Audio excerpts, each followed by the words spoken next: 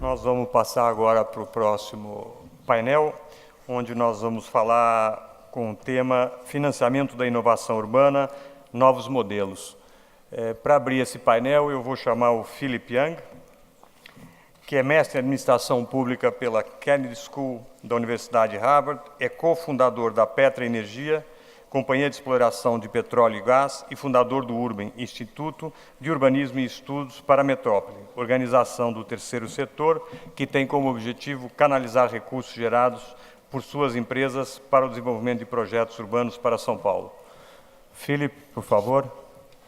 E essa é a grande tendência que prevalece hoje no mundo. As cidades que são capazes de promover um reordenamento territorial e espacial são justamente as cidades que estão dando mais certo, que são mais bem-sucedidas. E essa escolha é uma escolha que nós precisamos fazer, a escolha entre sermos agentes da cidade, agentes de um reordenamento territorial, de uma cidade melhor, ou, ao contrário, sermos vítimas da cidade, vítimas de um espaço urbano desordenado, confuso, né?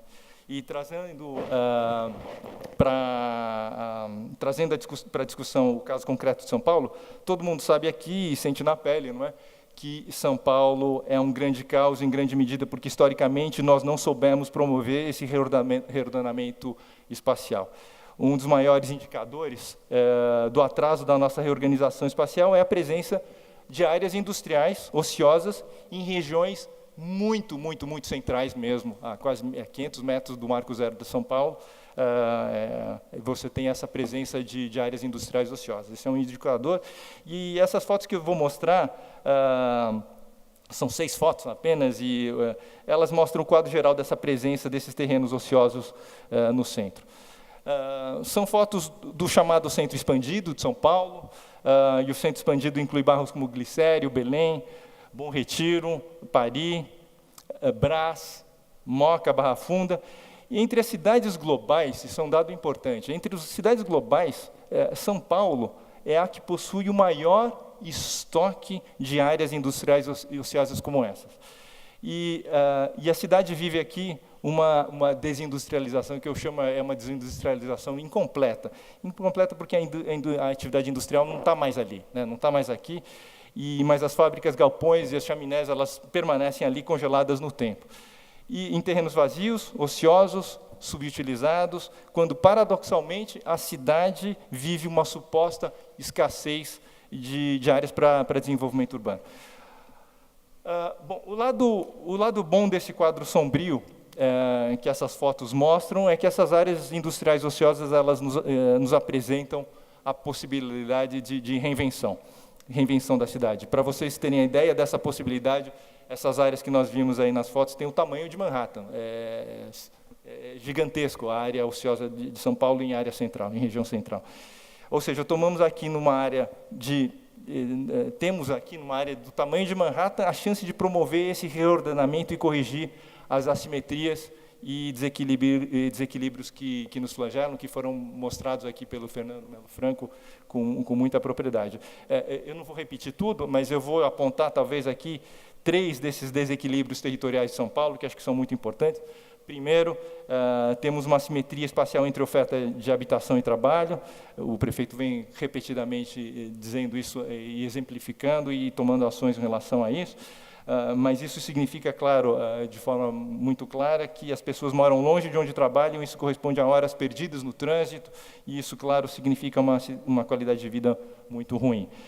Um segundo aspecto preocupante é a formação crescente de guetos, né? Guetos de ricos e guetos de pobres. Vivemos, todos nós, um processo aqui na cidade de urbanização em que a divisão social ela assume cada vez mais contornos territoriais e radicais. E essa divisão territorial, ao invés de gerar segurança, ela gera violência, insegurança e, pior, ela gera ressentimento e no limite, ela pode gerar ódio social, uma coisa que ninguém quer, não é? O apartheid social como modelo de cidade, definitivamente não modelo de civilização, e ninguém pode querer abraçar algo nessa linha.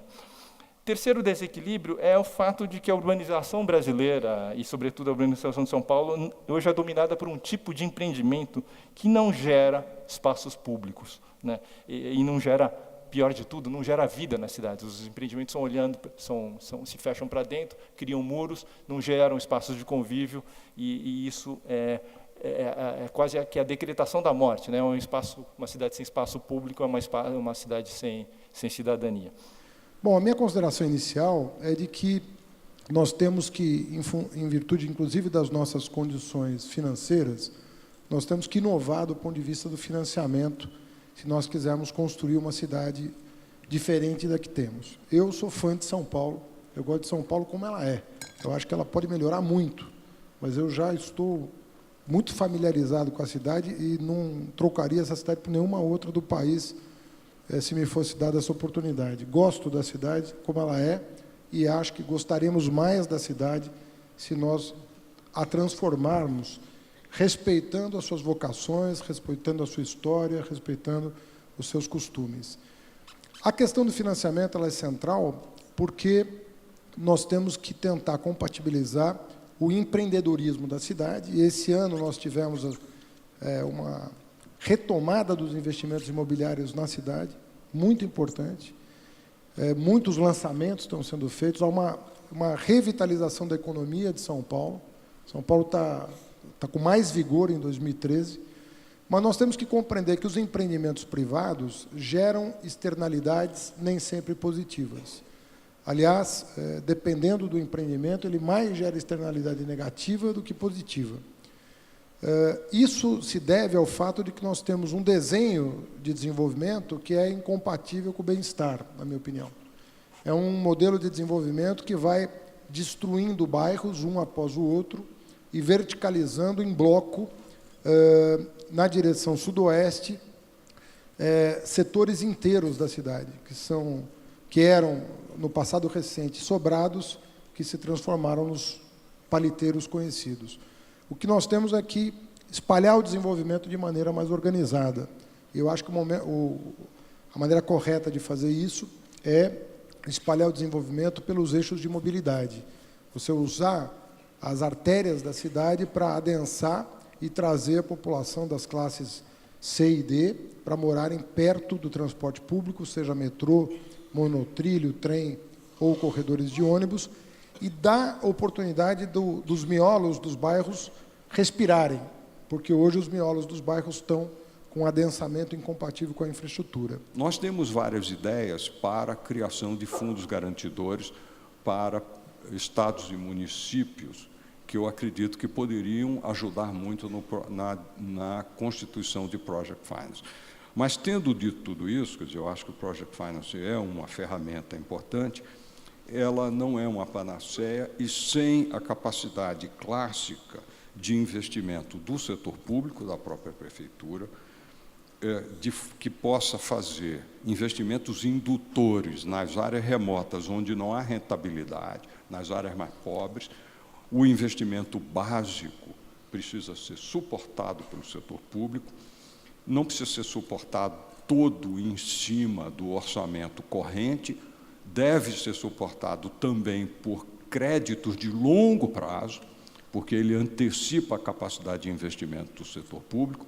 Então, adiciono que a capacidade de tomar crédito de longo prazo deva ser uma ferramenta adicional ao Project Finance. E, finalmente, eu queria dizer aqui que, no caso de São Paulo, dada a restrição de recursos, é preciso pensar num avanço qualitativo na linha do que o prefeito Fernando colocou aqui. A possibilidade de capturar a valorização imobiliária como ferramenta para o setor público e para o setor privado tem sido subestimada e mal aproveitada em São Paulo. Quer dizer, acredito que um planejamento inteligente deveria usar o potencial de construção, o potencial de valorização imobiliária como o lastro de novas ferramentas e nova capacidade de indução de investimentos. E, nesse sentido, sem planejamento e sem organização do espaço, não se gera a valorização. Então, é preciso induzir a valorização e capturar os ganhos de valorização. Eu acho que nós temos alguns exemplos interessantes de experimentos bem-sucedidos feitos nessa base. Por exemplo, Porto Maravilha, no Rio de Janeiro. É uma operação urbana que captura, e a Caixa Econômica Federal, o principal agente, e captura para o agente público, no caso, mas poderia ser um agente privado, o potencial construtivo, de forma onerosa, né? Mas como esse potencial tem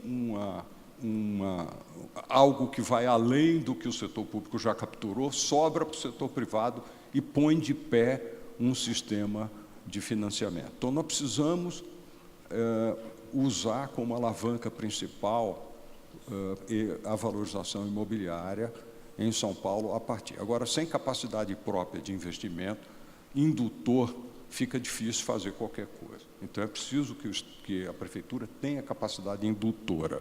Desculpem ter me estendido demais, mas eu queria organizar o debate, porque eu acho que ele não estava bem, no que diz respeito a financiamento, ele não estava bem colocado. Paro por aqui. Muito obrigado pelos comentários. Marcos, você também tem pensado, obviamente, todas essas questões. Como você vê essa questão da necessidade de capital? Estávamos discutindo outro dia sobre você precisa de muito volume de capital. Então, como que é o papel do setor público, do setor privado nisso?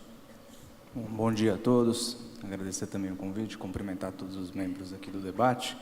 E eu acho que o Luciano foi essa última parte da fala dele foi exatamente no ponto que eu acho que merece ser bastante discutido, que é o ponto da terra, né? Do financiamento através da terra. Na minha visão, para retomar, o desafio de uma modernização urbana, do ponto de vista financeiro, realmente ele é muito grande. Até em alguns aspectos, talvez até maior ou diferente do desafio de grandes projetos de infraestrutura. Por que eu acho que ele é diferente? Ele exige grandes investimentos, estamos falando de montantes muito significativos de dinheiro. Se pegar uma área como que o Felipe mostrou ali, da região, antiga região industrial perto do centro, para se revitalizar aquilo, precisa de muito dinheiro para se desapropriar, para se reconstruir, para fazer equipamentos públicos. E o lapso de tempo entre colocar o dinheiro para o investimento e começar a ter um retorno para um investidor privado que queira usufruir daquilo é muito grande. Estamos falando de 5, 10, 15 anos.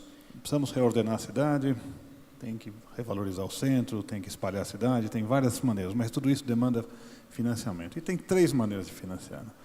Financiamento a partir do caixa do governo, caixa público, financiamento privado, na questão das externalidades, como você bem colocou, ou financiamentos propriamente dito, empréstimos, né?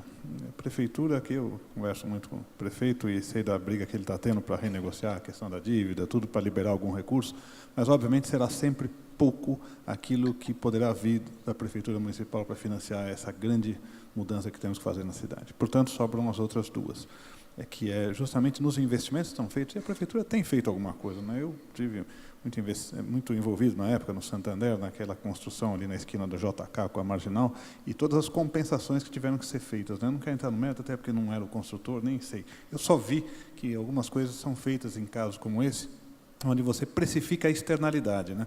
Que é o seguinte, você vai fazer aqui, mas vai causar um caos tão grande que você vai ter que financiar aquele viaduto, ou a nova pista, enfim, algumas coisas do gênero. E eu acho que cada vez mais, isso é uma questão que eu olho para a sustentabilidade como um todo, né? Questão de precificar as externalidades, quer dizer, aquela obra não custa só o que você está fazendo, mas ela custa também o impacto que ela causa. Isso tem que estar no preço, né? E acho que cada vez mais esse conceito vai ter que ser colocado, porque essa é uma outra fonte de financiamento para que você, de fato, possa ter a cidade crescendo, sem que o setor público fique com o ônus total de fazer a infraestrutura. E o terceiro é a questão do financiamento, do empréstimo propriamente dito, né? O Marcos colocou bem, você tem um ativo, que é a valorização da terra, que é escassa, né? Quando a gente brinca que não se produz mais terra em São Paulo, que tem está aí, mas obviamente você pode fazer para cima, né? É o vertical. O que eu sinto, né, falando um pouco da experiência do setor financeiro privado também, o Luciano, enfim, é mestre do assunto de Project Finance, é que é muito difícil colocar de pé na expectativa de que alguém vai com prazo longo e com as incertezas, Marcos, você elaborou tudo muito bem e mencionou, não vou destacar a questão da incerteza, né? Quer dizer, eu conheço pouco, eu sou apenas um cidadão aqui, mas eu vejo o projeto da Nova Luz, que era tão bonito, da dificuldade que é de levar aquilo adiante, né? Então, esperar que um investidor corra esse risco, né, ele não vai correr. Acho que o prefeito está com o plano diretor tentando colocar uma ordem nisso tudo e dar um horizonte mais longo, né? Você usou a expressão aqui de não ser um plano de governo, de Estado, no sentido de que ele possa... Porque fica muita insegurança. Então, eu concordo com o Luciano, é muito difícil você realmente atrair capital privado na expectativa de que a valorização daquele investimento venha a lhe dar os benefícios e, portanto, vai ser a solução. Eu acho que não vai ser, acho que tem muito risco envolvido ainda, o prazo é muito longo, as incertezas, não apenas risco financeiro, mas as incertezas jurídicas com relação a como é que vai funcionar, não vai, Ministério Público vai parar, eu acho muito difícil isso, e reconheço que seria um caminho muito importante, né? Acho que fundos imobiliários, o Antônio vai falar um pouquinho de fundos também, tem alguns bons projetos mundo afora, mas eu acho difícil fazer. Então, eu também estou na busca, não tem uma solução, mas tem um ativo, o ativo é a valorização do preço do imóvel. E, para terminar, só fazer uma contribuição. A gente tem que fazer um investimento em cidade, mas agora que eu mudei de vida, estou na imprensa, tem que fazer também o investimento na cidadania, né? Que eu acho que é uma coisa importante, que essa é uma contribuição que acho que a mídia pode dar sempre, de chamar a atenção para quais são os pontos mais relevantes, quais são as coisas que poderiam estar sendo feitas. Eu acho que, eu sempre me incomodo ver como, apesar do alto nível de educação em alguns bairros da cidade, a gente não tem a cidadania, né? Quer dizer, eu estou desanimado, você... prefeito e o Marcos Cruz, que sempre estiverem envolvidos com a educação também, eu vejo que educação e cidadania não caminham juntos, né? E a gente também precisa pôr mais cidadania, a pessoa ser responsável pelas obrigações e não apenas ficar buscando os direitos que lhes cabem, né? E acho que esse é um papel que a mídia tem que desempenhar. Um exemplo, assim, na área de saúde, e depois eu entro mais na área de housing, de affordable housing, uma empresa que a gente investiu, só para dar um exemplo, chama Saútil. São 2 empreendedores, um médico e um empreendedor de tecnologia, e basicamente eles se juntaram e eles começaram a mapear toda a rede do SUS no Brasil inteiro. Então, começaram aqui com a cidade de São Paulo, mapearam todos os postos de saúde, todos os hospitais, postos de vacinação, e onde cada medicamento é ofertado dentro de cada um desses postos. Hoje, no Brasil, são 140 milhões de pessoas que não têm plano de saúde, né? Então dependem exclusivamente do SUS. Então, o que eles fizeram foi criar um Google, um buscador online, que oferta todas essas informações e permite à população achar e ter acesso a esses recursos que são gratuitos pelo SUS dentro de cada uma das suas cidades. Hoje eles cobrem 5.500 municípios, e uma das coisas interessantes que a gente tem visto é que as prefeituras e as secretarias de saúde têm começado a querer fazer parceria com o Saúde para conseguir ter acesso a esses dados que, na verdade, deveriam ser da própria secretaria, né? Então, acho que é um exemplo de como a tecnologia, como o Dr. Luciano Coutinho estava comentando, como novas tecnologias podem ajudar para causar impacto. Um outro exemplo que a gente não investiu, mas eu gostaria de ter investido, talvez alguns de vocês usam, está trabalhando com um conceito de você melhorar radicalmente o trânsito das cidades, que é o Waze. É um GPS que é uma rede social, na verdade, que você usa no seu celular, e você acaba sendo geolocalizado. Todas as pessoas acabam sendo beneficiadas porque o Waze vê a sua velocidade média. Basicamente, você consegue ver o melhor caminho dentro da cidade usando uma coisa que é em tempo real, diferente do Google Maps, por exemplo. Então, é um investimento do ponto de vista da prefeitura, por exemplo, de São Paulo. A prefeitura não gastou um centavo com isso e, potencialmente, a gente pode ter um impacto, se a gente pensar em nível macro, numa redução de trânsito com uma simples ferramenta online, né? Felipe, só um comentário. O que eu quis dizer em relação a isso, você tem razão quando você diz que a terra é um investimento seguro. Mas quando o acesso a ela tem um obstáculo tão grande, que é um fator essencial para o cálculo de retorno, que é o tempo, o que eu quis dizer é que o aparelhamento do judiciário, ele é parte da reforma urbana. Se as varas públicas da cidade não estiverem aparelhadas, você não consegue fazer a reforma urbana porque você não vai ter acesso à terra. Se eu comentar aqui, Fábio, quantos avaliadores o Poder Judiciário tem na capital? 8. Temos 8 avaliadores. Então, você imagina o que é construção de creches, hospitais, UBSs, corredores de ônibus, contando com 8 avaliadores, sem os quais eu não consigo ter acesso ao bem mais essencial para a reforma urbana.